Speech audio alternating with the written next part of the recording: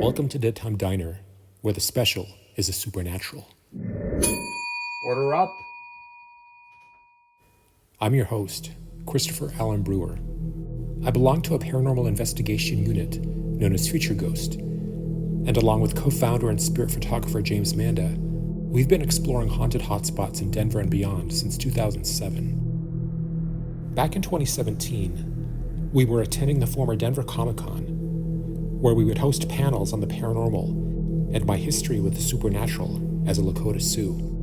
We decided we wanted to stay somewhere close to the convention center, preferably with some haunted history, so we chose the Brown Palace, which has been in operation since 1892. Molly Brown stayed here 2 weeks after the sinking of the Titanic.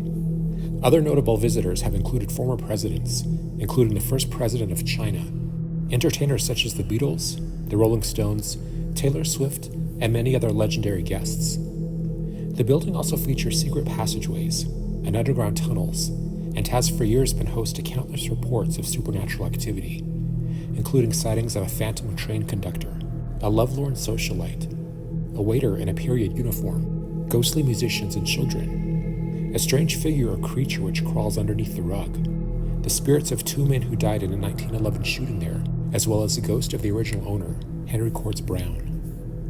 It's also located above a 700-foot deep artesian well, which is interesting to note, as many hauntings occur over or near sources of water, which is believed to act as a conductor.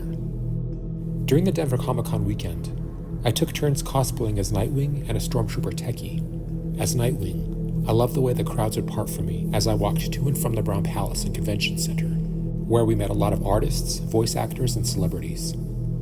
At night, our other alter egos would emerge, and we would walk through the hotel on the lookout for anything otherworldly. There was so much history there and so many rooms where significant events occurred that we asked for a private ghost tour, which they provided. Hotel historian Deborah Faulkner acted as our guide. A walking library, she knew every corner of the hotel, every bit of architecture, event, story, and ghost. One room she led us through was even full of relics which once belonged to Napoleon Bonaparte. She opened up old Art Deco rooms for us to explore and photograph, and pointed out the hotel's many interesting and mysterious design elements. I noticed that some of the plates featured griffins on them. Griffins were many times portrayed as guardians of treasure, so I asked Deborah about this. She informed us that according to legend, a buried treasure was actually located somewhere on the property. After our tour concluded and Deborah left us, we were standing outside the Ship Tavern, an area with many reports of supernatural occurrences. We had the area to ourselves and were taking photographs. As we approached the escalator, I wondered again about the griffins, having grown up with Goonies and Indiana Jones. Buried treasure fascinated me, so I simply tapped into the spirit of the building. For an Oglala Sioux, communion with the spirit is a regular occurrence, where we pray often and wait for answers in visions, dreamtime messages, and synchronicity. At the base of the escalators, with no one else around, I closed my eyes and asked where the treasure was located. I waited a moment to see what impressions or feelings I might experience as James continued taking photos. There were no signs forthcoming, so we left the hotel and went back to Denver Comic-Con. After returning home to Colorado Springs the next day, I began looking through the many photographs James took. When I got to the photos taken outside the Ship Tavern, I found one I couldn't explain. It must have been taken just as I was asking Spirit where the treasure was located.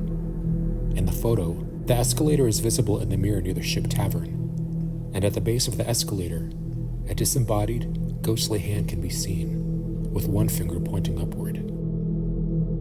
Later that day, as it was now July 2nd, I flipped my Edward Gorey calendar forward 1 month and saw that it bore an image of a statue in the form of a hand with one finger pointing upward, surrounded by ghosts.